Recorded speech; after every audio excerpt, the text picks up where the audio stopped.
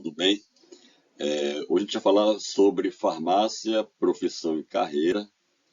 É um pouquinho sobre como é que um farmacêutico pode atuar, né?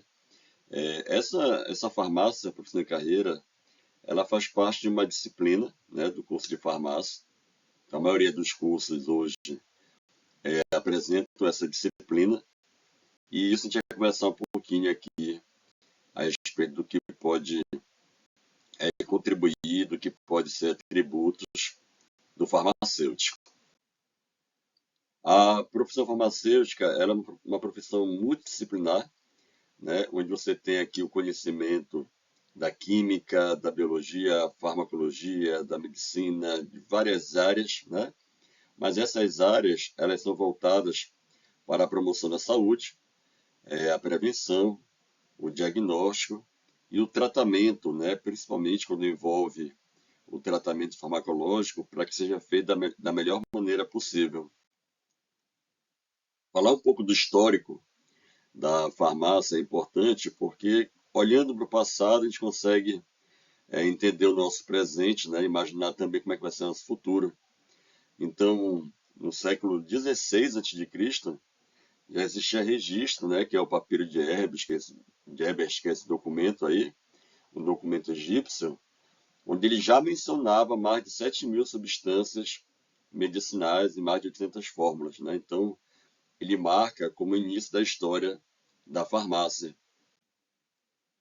No século I, já depois de Cristo, Dioscórides ele foi considerado o fundador da farmacognosia, onde ele cataloga mais de 600 plantas medicinais. É importante porque aqui nós temos o conhecimento do uso de plantas, e a gente sabe que no Brasil, principalmente na nossa região norte aqui, né, a gente tem um vasto conhecimento hoje, até mesmo por contribuição dos indígenas, a gente tem muito uso de plantas, né, em nossas terapias.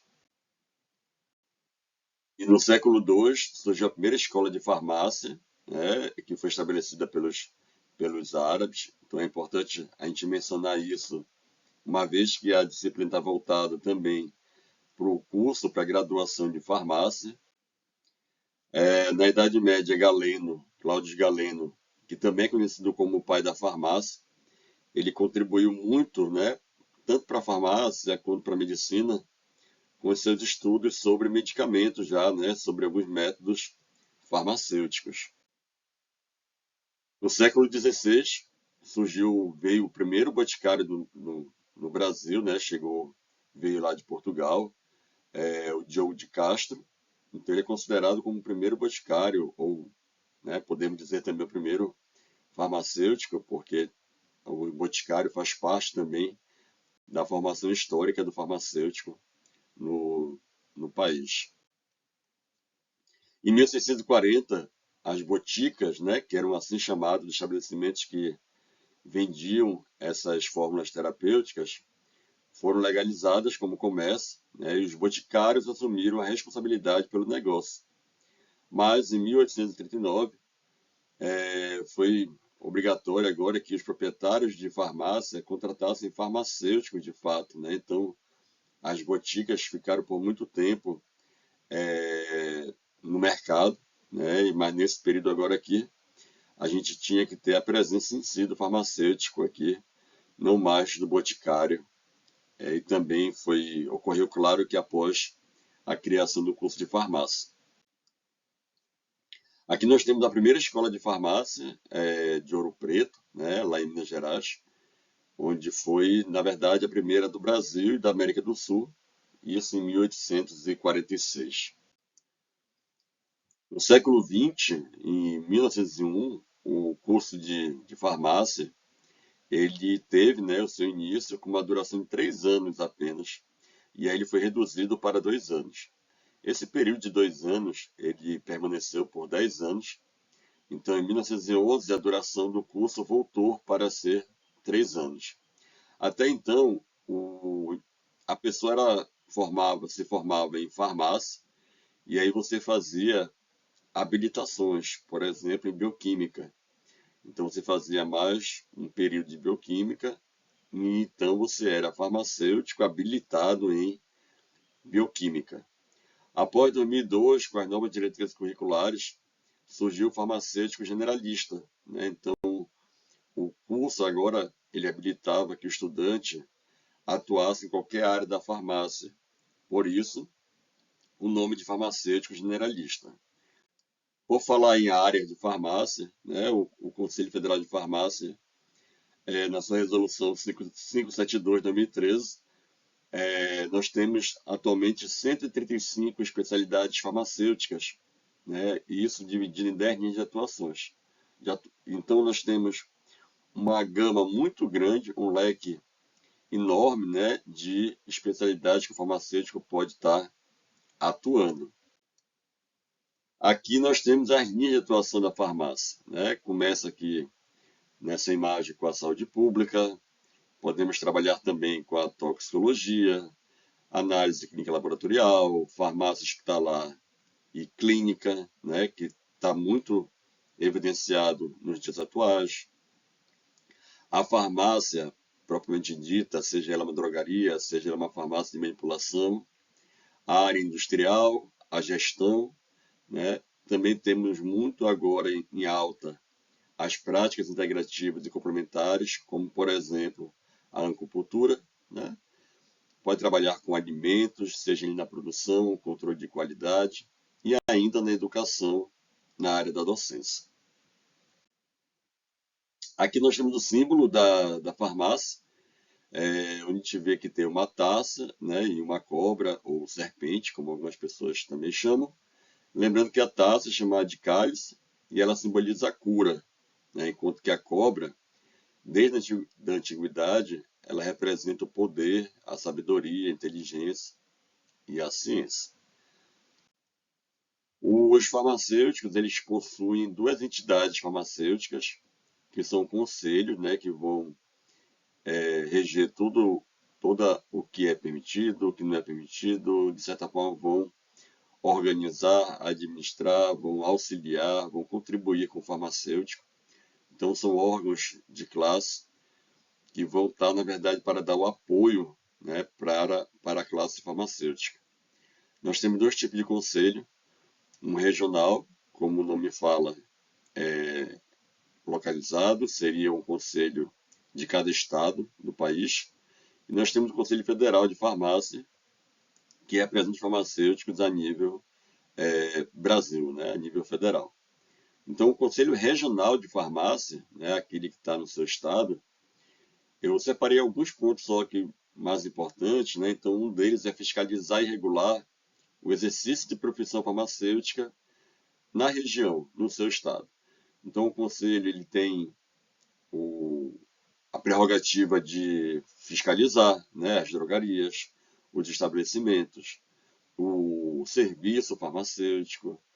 E, na verdade, essa fiscalização ela tem um caráter, né, só punitivo, mas também educativo. E para nós, farmacêuticos, é fundamental que o Conselho faça essa fiscalização para garantir que nossos direitos sejam respeitados pelos estabelecimentos. O Conselho Regional de Farmácia ele também atua na concessão de registro, né? Então, todo farmacêutico deve ser registrado para ter a sua carteira de identidade profissional, para poder atuar na área. E também ele atua na aplicação de penalidades, se assim for o caso. As eleições no Conselho ocorrem de forma democrática, né, com a participação do farmacêutico. Todo farmacêutico tem não só direito, como dever também, né, de votar e escolher os representantes por meio de votação direta. O Conselho Federal de Farmácia ele é o órgão máximo de regulamentação e também fiscalização da profissão, né, a nível nacional, sendo que ele define algumas diretrizes e normas gerais para o exercício da profissão, sendo em todo o país, né, que fica vigente. A eleição de seus membros também é realizada por votação direta, né, de farmacêuticos inscritos, sendo também um processo democrático e transparente. A farmácia ela tem um código de ética, né, o Código de Ética Farmacêutico, onde ele tem direitos, deveres, tem aqui também algumas proibições, né, pertinentes ao cargo. a profissão, digo. Então, eu separei também o código de ética, você pode estar olhando com mais calma, mas eu separei alguns pontos aqui que são importantes, né? Então, como direitos, nós temos direitos de exigir o cumprimento da legislação sanitária, né? O farmacêutico pode recusar atividades sem uma remuneração adequada, então você não é obrigado a receber um salário que não seja digno. Você também tem o direito de negar contratos, né, que sejam contrários, atos que sejam contrários à ciência e à ética, então você não pode ser obrigado a fazer algo antiético. E é um direito também do farmacêutico ser valorizado, né? Então, cada vez mais a classe ela busca essa valorização, né? E também ter acesso a informações técnicas, decidir sobre prescrições. Então, a valorização farmacêutica ela tem aumentado cada vez mais, né? E isso também é muito importante para a classe. Quanto aos deveres dos farmacêuticos, né? Não temos só direito, temos alguns deveres também. Nós devemos comunicar alguns descumprimentos éticos, morais ou legais, seja de quem for. Tá? Então você tem que comunicar ao conselho. Você tem que respeitar a decisão do usuário sobre tratamento. Você não pode obrigar ninguém a ter um tratamento farmacoterapêutico. Você tem o dever também de preservar os interesses da saúde, da profissão, e contribuir também para a promoção, proteção e recuperação da saúde, né, que é um dos princípios aqui, um dos objetivos, vamos dizer assim, do SUS, que é você contribuir para que a pessoa tenha qualidade de vida, que a pessoa possa ter condições de ter saúde, de não adoecer, né, e caso esteja doente, de se recuperar daquele agravo. Existe também, no Código de Ética, tem proibições, infrações, sanções, e eu separei algumas aqui, né? É proibido exercer simultaneamente medicina, então o farmacêutico não pode ser médico ao mesmo tempo. Tem um compromisso de não negar socorro, né? Ou então alguma informação ao paciente. E o farmacêutico é proibido de exercer, de receber abaixo do piso salarial. Tá? E aqui nessa tabela tem o grau de infração, né? Ela vai de leve, moderada e grave, sendo que o farmacêutico, ele, na primeira falta, ele pode levar uma advertência, se for caso leve, mas se for grave, ele já pode ser suspenso. Então perceba que a gente tem aqui a primeira, a segunda, a terceira falta, e temos as reincidências que são avaliadas, né, pelo Código de Ética, pelo Conselho de Ética dos Conselhos Regionais e também a nível federal de farmácia. O decreto 85878 de 81, ele fala sobre algumas normas do exercício da profissão farmacêutica, tá? E claro que também eu separei alguns pontos aqui que eu considero mais importante como uma forma de resumo, né? E você pode procurar o decreto e olhar com mais detalhe. Mas o artigo 1º ele fala sobre as atribuições privativas do farmacêutico, né? Onde somente o farmacêutico pode estar atuando, incluindo na manipulação de formas magistrais e farmacopeicas. O inciso 2 ele aborda o assessoramento e responsabilidade técnica em estabelecimentos, exigindo a presença de farmacêutico em locais que manipulam produtos terapêuticos. Ou seja, locais que fazem essa manipulação de produtos terapêuticos, seja lá de qual maneira for, é obrigatório que tenha um farmacêutico, né, para estar gerindo esse serviço. O inciso 3 fala sobre a fiscalização sanitária e técnica, né, como atividade privativa também do farmacêutico, uma vez que você, ao fiscalizar uma farmácia, por exemplo, ele tem que ser feito por um farmacêutico devido ao conhecimento na área, né? Ainda a legislação ela reforça que disciplinas específicas no curso de farmácia, né, não são as generalistas, mas as específicas, devem ser ministradas por farmacêuticos, ressaltando aqui a importância da capacitação técnico-científica do docente. A disciplina de profissão e carreira, ela também introduz, né, o conceito sobre assistência farmacêutica, que para mim não é um resumo, mas explica muito bem o que o farmacêutico, né, o papel do farmacêutico diante do serviço de saúde. Então, quando se fala em assistência farmacêutica, ela é um conjunto de ações que, claro, é feita pelo farmacêutico, e aí ela tem o objetivo de promover o acesso, a qualidade, o uso racional e o uso seguro dos medicamentos. Né? Isso tudo para contribuir para a melhora da saúde da população. Então, aqui em destaque, eu coloquei a seguinte frase, para a gente poder também entender melhor o que se trata a assistência farmacêutica.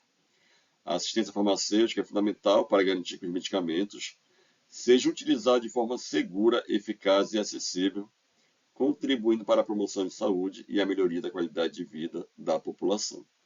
Então, resumidamente, a assistência farmacêutica ela acaba sendo um serviço, uma atuação do farmacêutico, né, diante do medicamento, para que ele seja aproveitado da melhor forma possível, né, e que traga o melhor bem para o usuário.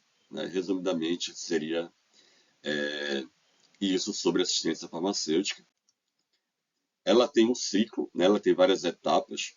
Então, nós temos aqui o armazenamento, a distribuição, a dispensação, a seleção, programação, produção, aquisição. A gente vai falar um pouquinho de cada uma delas, mas eu queria ressaltar aqui que na dispensação entra uma área muito importante da farmácia, onde o farmacêutico acaba tendo o cuidado farmacêutico. Né? E nesse cuidado farmacêutico, a gente tem várias ações, podem ser o segmento farmacoterapêutico, a própria orientação farmacêutica, né? As ações educativas. Então, a gente já começa a ver que a dispensação não é somente o ato de entregar o medicamento ao paciente. Né? E a dispensação ela tem que ser deve ser acompanhada do cuidado farmacêutico. A seleção de medicamentos ela é um processo, né, de escolha de medicamentos, né, para que possa ser usado em determinado local, mas não pode ser de forma aleatória, ela tem que ser baseada em critérios epidemiológicos, técnicos, econômicos, ainda estabelecidos por uma comissão de farmácia terapêutica.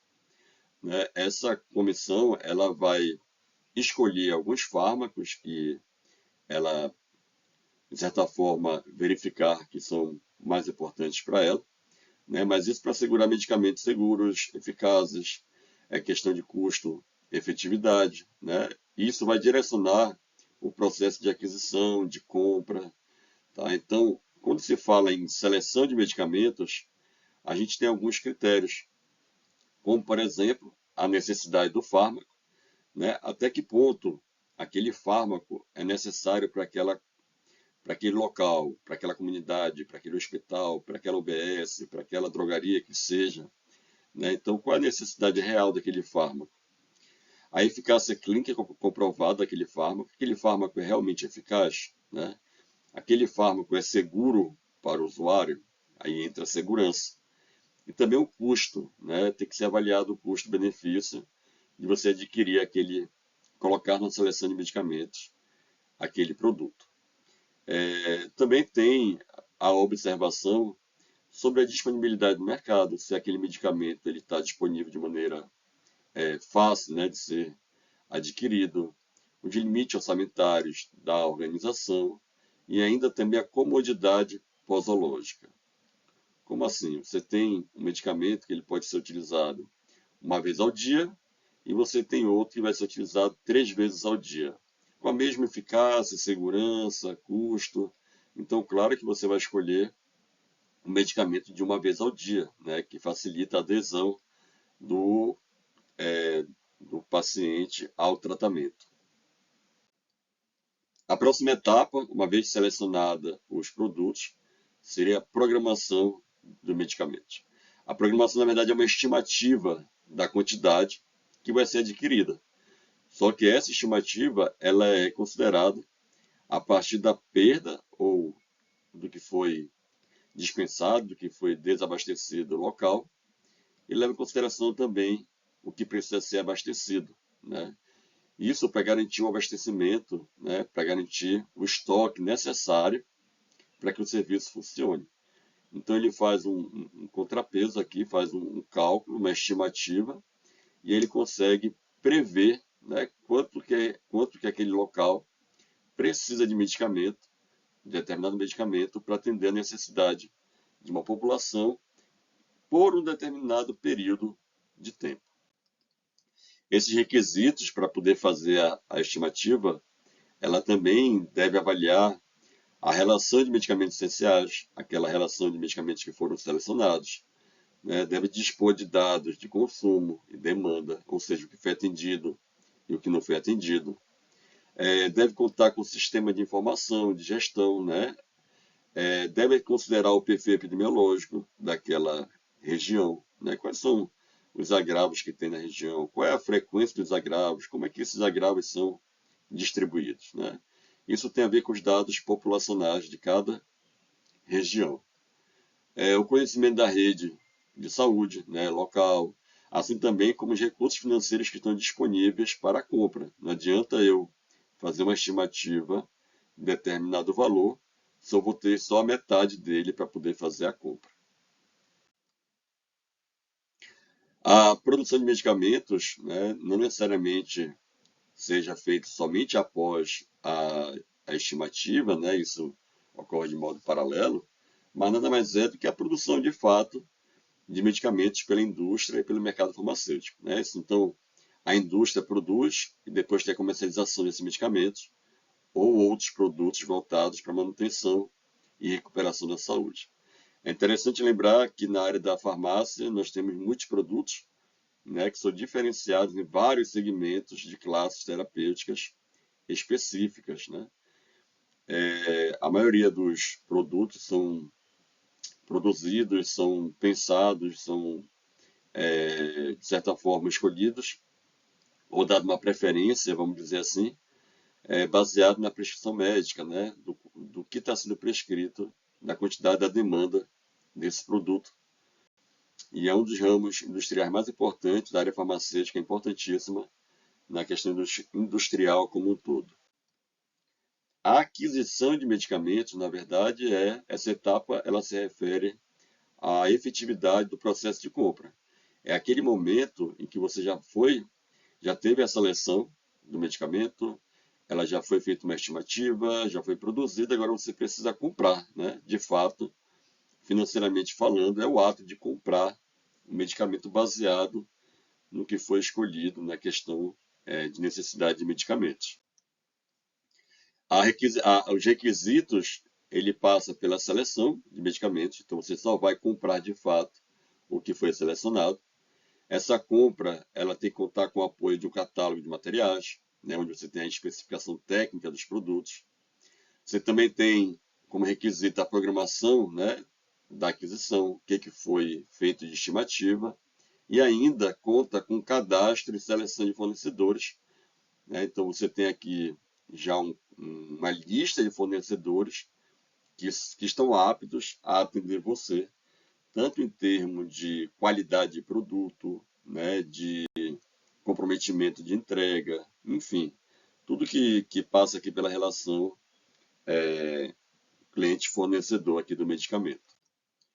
Quanto à modalidade de compra, a gente tem aqui a dispensa de licitação, nós temos o convite, a tomada de preço, a concorrência, o pregão, e a gente percebe nessa tabela aqui que a escolha de cada modalidade ela vai passar pelos participantes, pelo prazo de divulgação, mas principalmente pelo valor.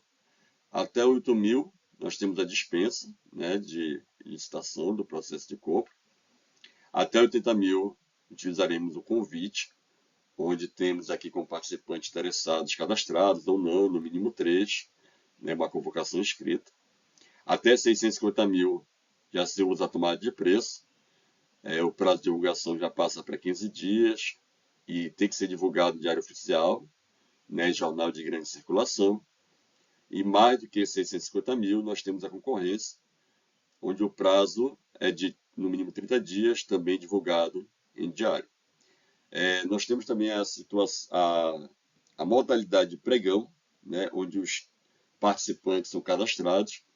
Você tem o prazo de divulgação de 8 dias, também em Diário Oficial e jornal de grande circulação. Quanto ao armazenamento de medicamento, tá? O fato de você armazenar você está aqui com um procedimento técnico, claro, que vai, que vai tentar assegurar a qualidade do medicamento. E para poder ter qualidade, você precisa guardar ele em condições adequadas de estocagem e também o controle de estoque. Essa guarda do medicamento, ela que ocorre no armazenamento, ela é dividida em três processos: o recebimento, a estocagem e o controle de estoque. O recebimento é o ato de você receber de fato mesmo, como a própria palavra nos fala, né? Então, receber, no momento do ato que eu recebo o medicamento, é eu conferir se aquele medicamento está em condições adequadas, se ele tem alguma avaria, se ele veio numa temperatura adequada, garantindo a estabilidade do medicamento, se a parte dele de documentos, notas fiscais estão de acordo. Enfim, é o ato de receber o medicamento no meu estabelecimento. A estocagem é a guarda, né? Como eu arrumo o produto farmacêutico no meu estoque. Respeitando, claro, né? Por exemplo, distância das prateleiras, tipo de material, né? A parede, como é que ela é pintada, o chão se é lavável, a temperatura do ambiente, a umidade. Todo esse controle ele tem que ser feito no momento que você está sendo feito a guarda, né, desse produto. E ainda o controle de estoque. Eu não posso simplesmente guardar e esquecer o meu produto. Eu tenho que ter um controle de estoque, tenho que saber qual foi o medicamento que primeiro entrou, para ele poder primeiro sair, né? Isso é controle, é uma gestão para que você não tenha medicamentos vencidos, né? sendo perdidos.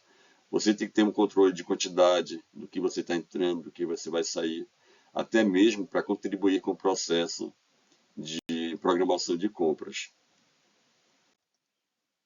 A etapa da distribuição de medicamentos, na verdade, ela consiste no suprimento, né? Como você vai suprir aquela unidade de saúde, como você vai suprir uma drogaria, como você vai suprir uma farmácia.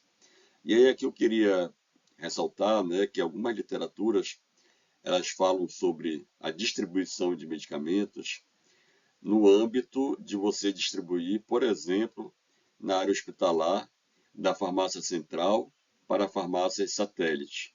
Você está distribuindo, você está fazendo com que essa logística permita a movimentação de produtos de forma rápida, segura, eficaz, né?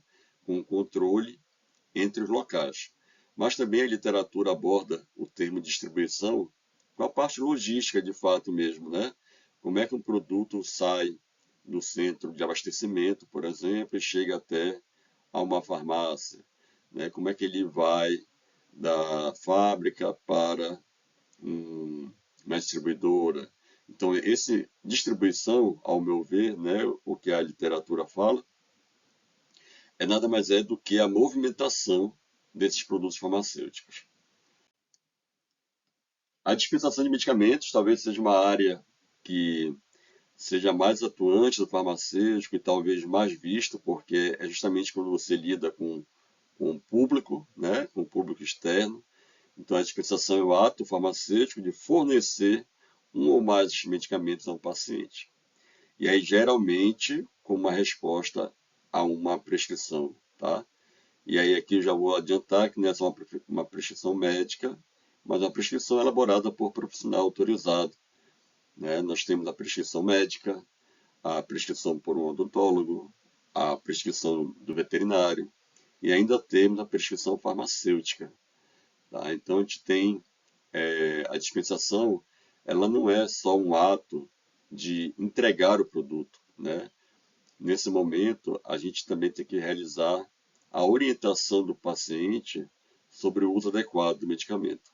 Isso você faz com que tenha melhor adesão, menos reações adversas, né? Melhor entendimento do paciente quanto ao uso de fato. Então, é muito importante que na dispensação de medicamentos ocorra essa orientação, ocorra essa explicação ao paciente como é que ele pode ser usado e aproveitado o medicamento da melhor maneira. Vale lembrar que a prescrição, né, ela deve ser completa, isso a legislação ela obriga, né, que o prescritor tenha mantenha na prescrição o nome, a inscrição do conselho, que esteja assinada, né? Parece um pouco óbvia, mas na prática, no dia a dia, nós, nós acabamos de ver situações em que não são cumpridas essas etapas aqui. Tá? Então tem que ter data, o nome do paciente tem que estar completo, né? O medicamento ele tem que estar identificado, não só com o nome, mas também com a apresentação, concentração, posologia, né? A duração do tratamento. Então essas orientações ao paciente também pode estar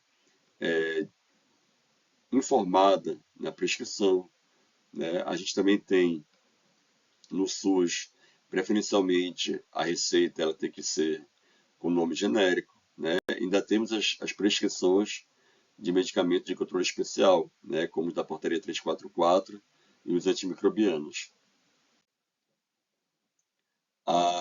Nós temos uma RDC, que é uma resolução, que é a 585 e a 586 do Conselho Federal de Farmácia de 2013, onde elas abordam as atribuições de farmacêutico e a prescrição de medicamentos.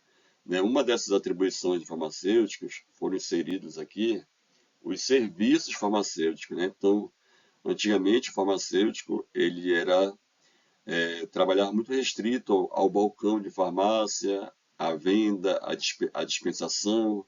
E hoje não, nós temos um consultório farmacêutico, que pode ser, né, onde você tem ali o prontuário farmacêutico, você pode ter uma anamnese do seu paciente, você tem a aplicação de brincos, né, que é a perfuração do lóbulo, a aplicação de injetáveis, nebulização, você pode fazer um controle da saúde do paciente, né, você tem monitoramento desse indivíduo em relação, por exemplo, a doenças de diabetes, né, a hipertensão.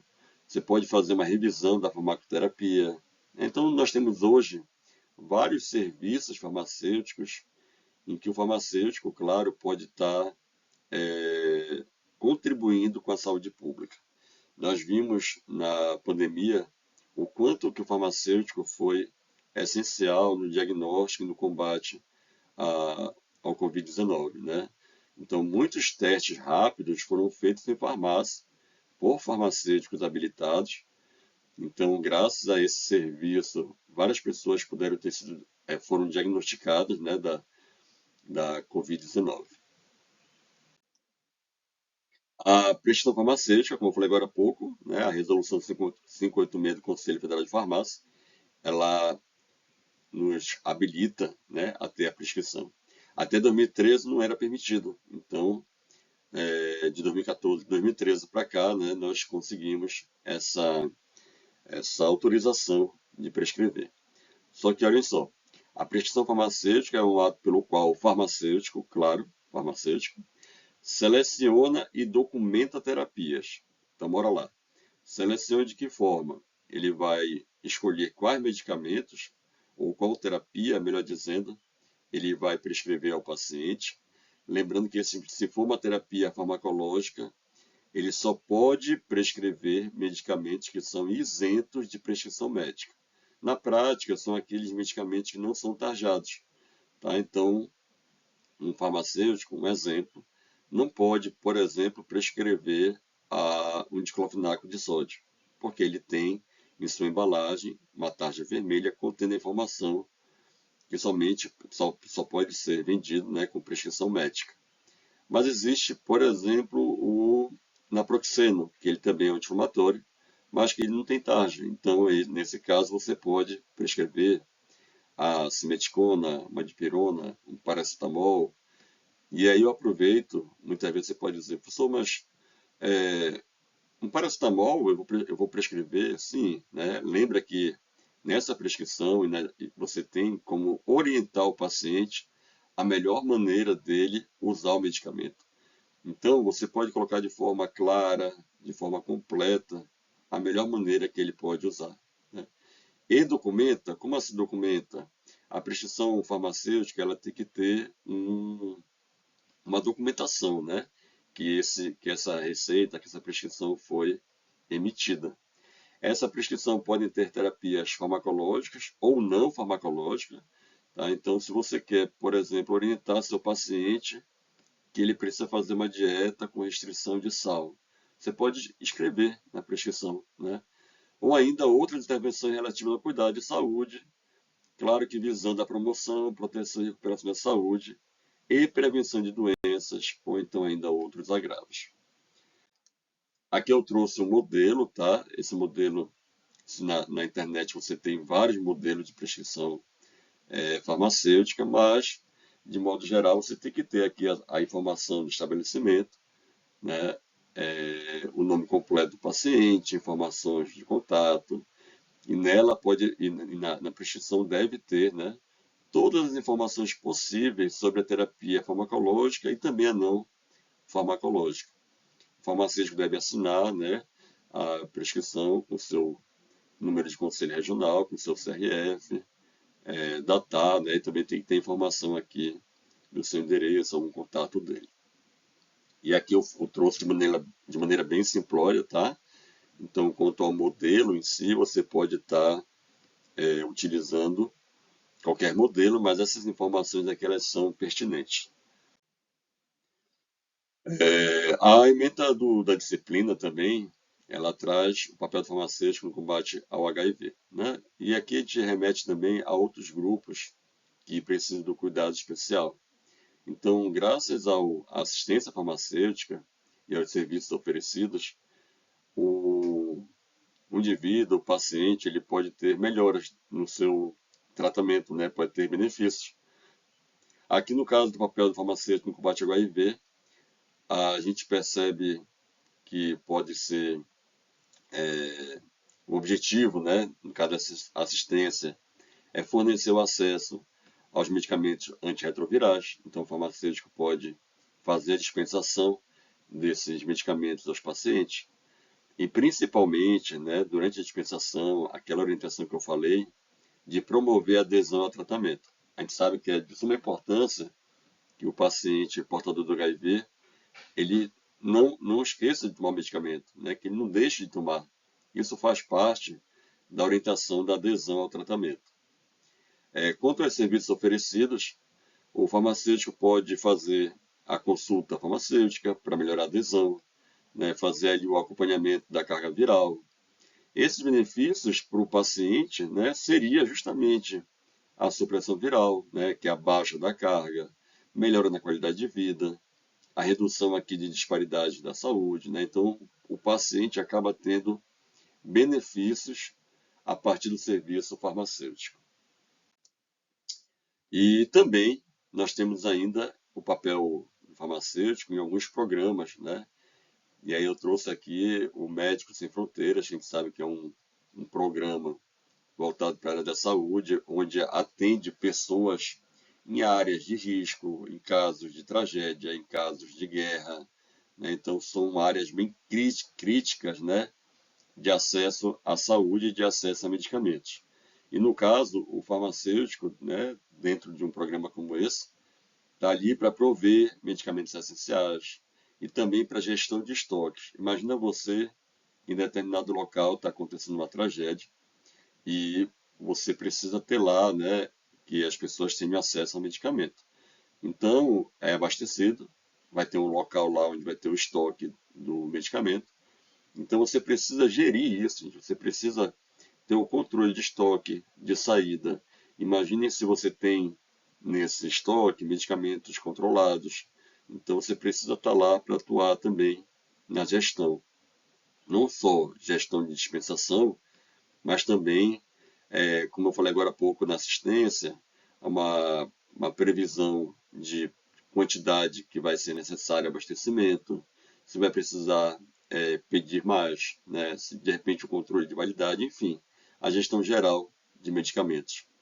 Os serviços oferecidos podem ser não só à população que está ali na área de risco, mas também aos trabalhadores que estão atuando ali, né? Os trabalhadores da saúde.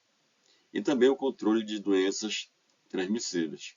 A gente sabe que em áreas como área de guerra, por exemplo, alagamentos, onde há um confinamento de pessoas, você pode ter aqui a disseminação de doenças e o farmacêutico pode estar tendo esse cuidado também, né? E como benefícios, claro que você vai melhorar a saúde daquela população, você vai restaurar a dignidade daquela população que está sofrendo já ali naquela situação de crise e principalmente salvar vidas, né? A gente vai encerrando aqui a nossa aula e esse salvar vidas eu destaquei porque, para mim, o papel fundamental do farmacêutico é estar atuando em vidas, né? Tudo isso que eu falei aqui, desde a parte, seja ela do código de ética, isso vai ajudar que o farmacêutico trabalhe de maneira correta, sendo orientado, auxiliado pelas entidades de classes, pelos conselhos, né, para que você possa, de fato, atuar e fazer uma assistência farmacêutica. Mas não podemos esquecer dos cuidados farmacêuticos, que são justamente para poder salvar vidas. Tá? Então, fico aqui. Se quiserem fazer um comentário, faça aí. Se quiserem tirar alguma dúvida, estou à disposição. Valeu, pessoal.